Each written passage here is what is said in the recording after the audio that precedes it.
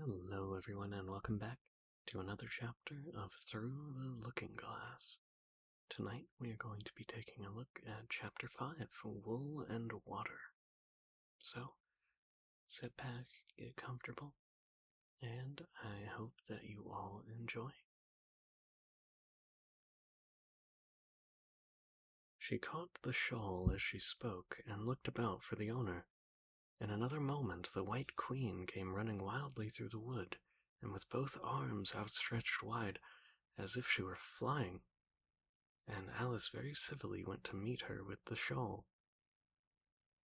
"I'm very glad I happened to be in the way," Alice said, as she helped her to put the shawl on again. The White Queen only looked at her in a helpless, frightened sort of way, and kept repeating something in a whisper to herself that sounded like bread and butter, bread and butter. Alice felt that if there was to be any conversation at all, she must manage it herself, so she began rather timidly. "Am I addressing the White Queen?" "Well, yes, if you call that addressing," the Queen said. "It isn't my notion of the thing at all." Alice never thought it would do to have an argument at the very beginning of their conversation, so she smiled and said, "If your Majesty will only tell me the right way to begin, I'll do it as well as I can." "But I don't want it to be done at all," groaned the poor Queen. "I've been addressing myself for the last 2 hours." It would have been all the better, as it seemed to Alice, if she had got someone else to dress her, as she was dreadfully untidy. "Every single thing's crooked," Alice thought to herself, "and she's all over pins. May I put your shawl straight for you?" she added aloud. "I don't know what's the matter with it," the Queen said in a melancholy voice. "It's out of temper, I think. I've pinned it here and I've pinned it there, but there's no pleasing it. It can't go straight, you know, if you pin it all on one side," Alice said, as she gently put it right for her. "And dear me, what a state your hair is in." "The brush has got entangled in it," the Queen said with a sigh, "and I lost the comb yesterday." Alice carefully released the brush and did her best to get her hair into order. "Come, you look rather better now," she said, after altering most of her pins. "But really, you should have a lady's maid." "I'm sure I'll take you with pleasure," the Queen said. "2 pence a week and jam every other day." Alice couldn't help laughing as she said, "I don't want you to hire me, and I don't particularly care for jam." "Oh, it's very good jam," the Queen said. "Well, I don't want any today, at any rate." "You couldn't have it if you did want it," the Queen said. "The rule is jam tomorrow and jam yesterday, but never jam today." "It must sometimes come to jam today," Alice objected. "No, it can't," said the Queen. "It's jam every other day, and today isn't any other day, you know."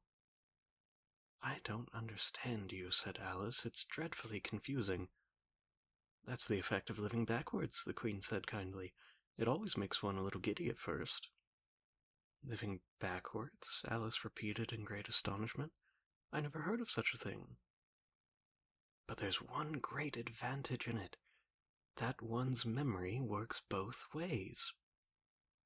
"I'm sure mine only works one way," Alice remarked. "I can't remember things before they happen." "It's a poor sort of memory that only works backwards," the Queen remarked.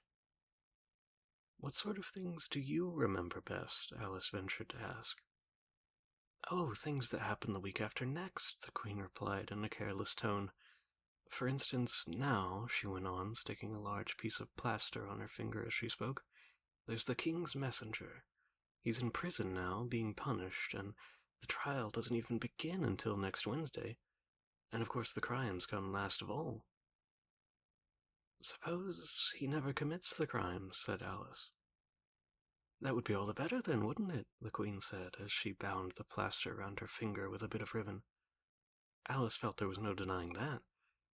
"Of course it would be all the better," she said, "but it wouldn't be all the better his punishing." "Oh, you're wrong there, at any rate," said the Queen. "Were you ever punished?" "Only for faults," said Alice. "And you were all the better for it, I know," the Queen said triumphantly. "Yes, but then I had done the things I was punished for," said Alice. That makes all the difference." "But if you hadn't done them," the Queen said, "that would have been better still, better and better and better." Her voice went higher with each better till it got to quite a squeak at last.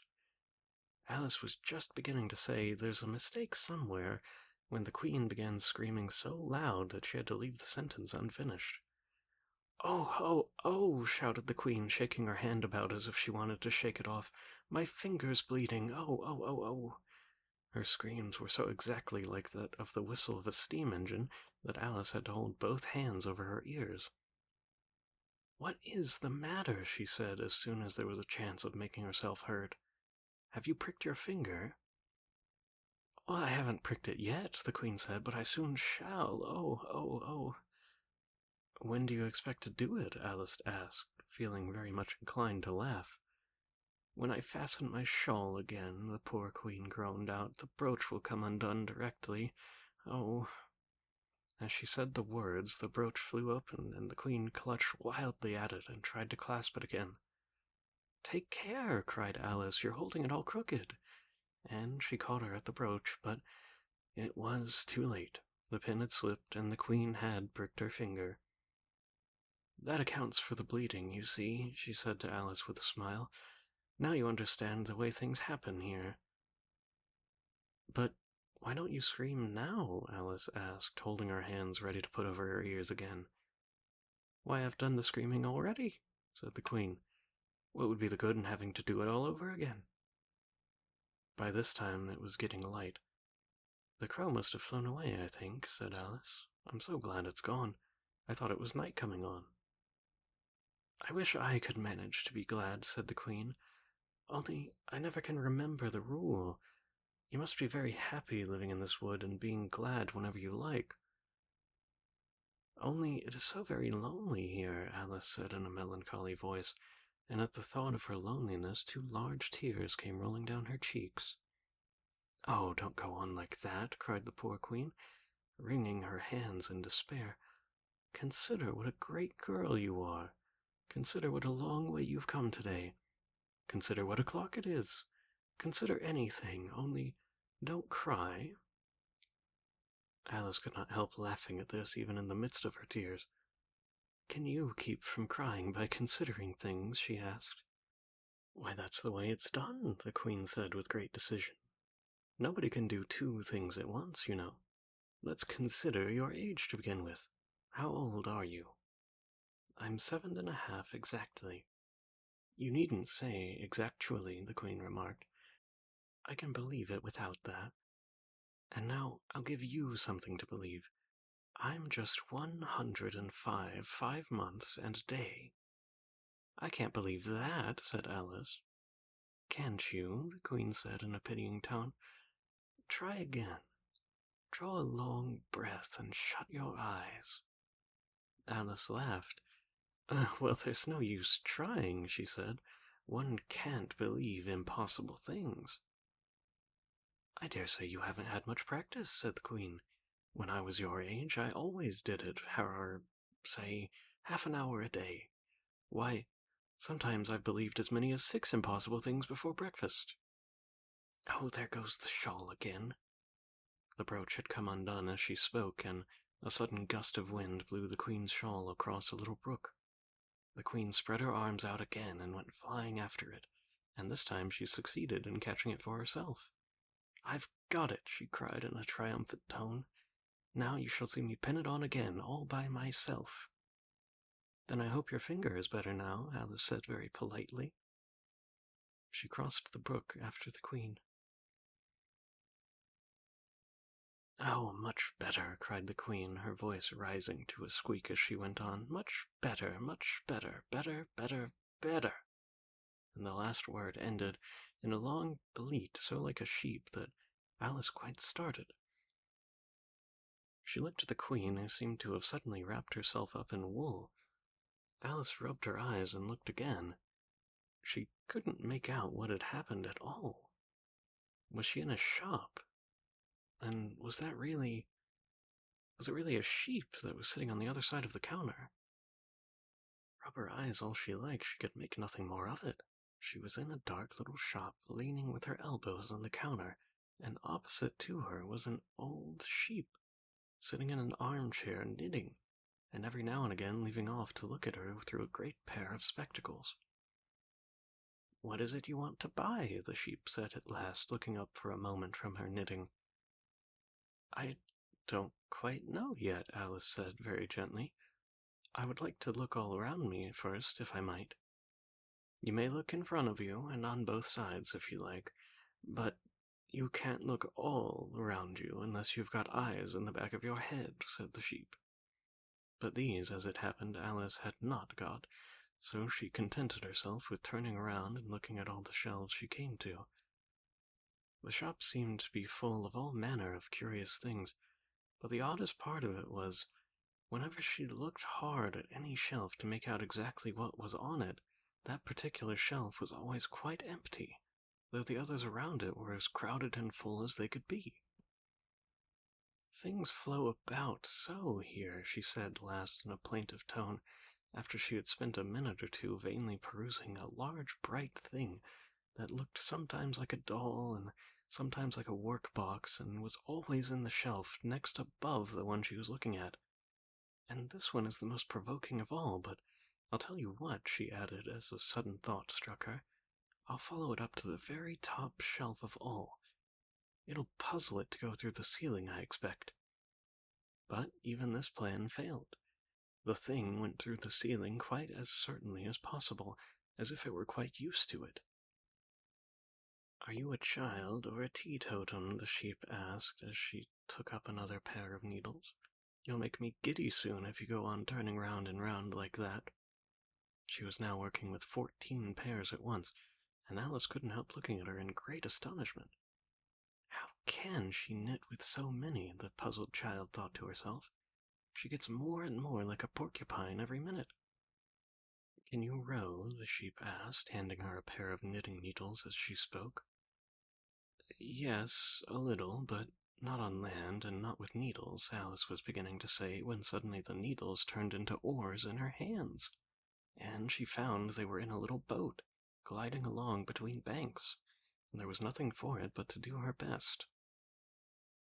"Feather!" cried the sheep as she took another pair of needles. This didn't sound like a remark that needed any answer, so Alice said nothing, but pulled away. There was something very queer about the water, she thought, as every now and then the oars got fast in it and would hardly come out again. "Feather, Feather!" the sheep cried again, taking more needles. "You'll be catching a crab directly." "A dear little crab," thought Alice. "I should like that." "Didn't you hear me say feather?" the sheep cried angrily, taking up quite a bunch of needles this time. "Indeed I did. You've said it very often," said Alice, "and very loud. Please, where are the crabs?" "In the water, of course," said the sheep, sticking some of the needles into her hair, as her hands were quite full. "Feather, I say." "Why do you say feather so often?" Alice asked at last, rather vexed. "I'm not a bird." "You are," said the sheep. "You're a little goose." This offended Alice a little, so there was no more conversation for a minute or two, while the boat gently glided on, sometimes among beds of weeds which made the oars stick fast in the water worse than ever, and sometimes under trees, but always with the same tall river banks frowning over their heads. "Oh, please, those are some scented rushes," Alice cried in a sudden transport of delight. "They really are, and such beauties." "You needn't say 'please' to me about 'em," the sheep said, without looking up from her knitting. "I didn't put 'em there, and I'm not going to take 'em away." "No, but I meant, please, maybe wait and pick some," Alice pleaded, if you don't mind stopping the boat for a minute." "How am I to stop it?" said the sheep. "If you leave off rowing, it'll stop of itself." So the boat was left to drift downstream as it would till it glided gently in among the waving rushes, and then the little sleeves were carefully rolled up, and little arms were plunging in elbow deep to get the rushes a good long way down before breaking them off, and for a while Alice forgot all about the sheep and the knitting. She bent over the side of the boat with just the ends of her tangled hair dipping into the water, while, with bright and eager eyes, she caught at one bunch after another of the darling scented rushes. I only hope the boat won't tipple over, she said to herself. Oh, what a lovely one! Only I couldn't quite reach it.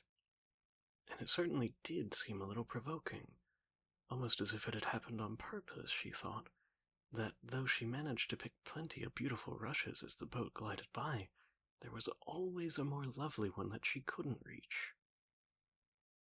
The prettiest are always further, she said at last, with a sigh of obstinacy of the rushes growing so far off, as, with flushed cheeks and dripping hair in hands, she scrambled back into her place and began to arrange her new-found treasures.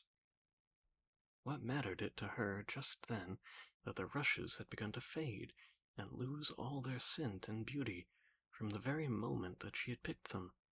Even real scented rushes, last only a very little while, and these, being dream rushes, melted away almost like snow as they lay about at her feet. But Alice hardly noticed this. There were so many other curious things to think about.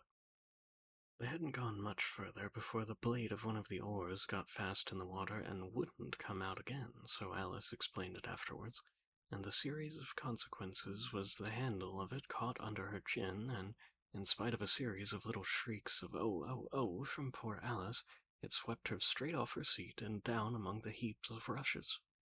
However, she wasn't hurt, and was soon up again. The sheep went on with her knitting after all the while, just as if nothing had happened. "That was a nice crab you caught," she remarked as Alice got back into her place, very much relieved to find herself still in the boat. "Was it? I didn't see it," said Alice, peeping cautiously over the side of the boat into the dark water.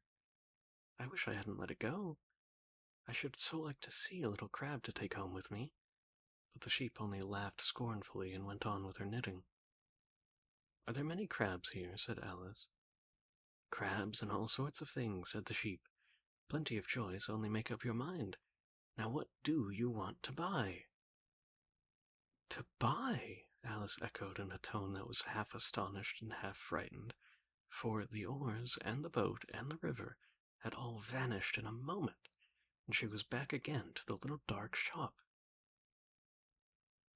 "I should like to buy an egg, please," she said timidly. "How do you sell them?" "5 pence farthing for one, 2 pence for two," the sheep replied. "Then 2 are cheaper than 1, Alice said in a surprised tone, taking out her purse. "Only you must eat them both if you buy 2, said the sheep. "Then I'll have 1, please," Alice said as she put the money down on the counter, for she thought to herself, they mightn't at all be nice. The sheep took the money and put it away in a box, and then said, "I never put things into people's hands, that would never do. You must get it yourself." And so she went off to the other end of the shop and set the egg upright on a shelf.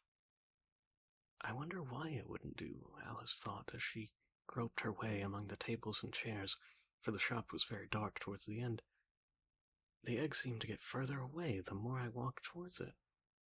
Let me see, is this a chair? Why, it's got little branches, I declare. How very odd to find trees growing here. And actually, here's a little brook. Well, this is the very queerest shop I ever saw. And so she went on, wondering more and more at every step, as everything turned into a tree the moment she came up to it, and she quite expected the egg to do the same. All right, that was another chapter, and I hope that you all enjoyed. Thank you so much for tuning in to another chapter with me. Hope that you're able to get some good rest, and good night.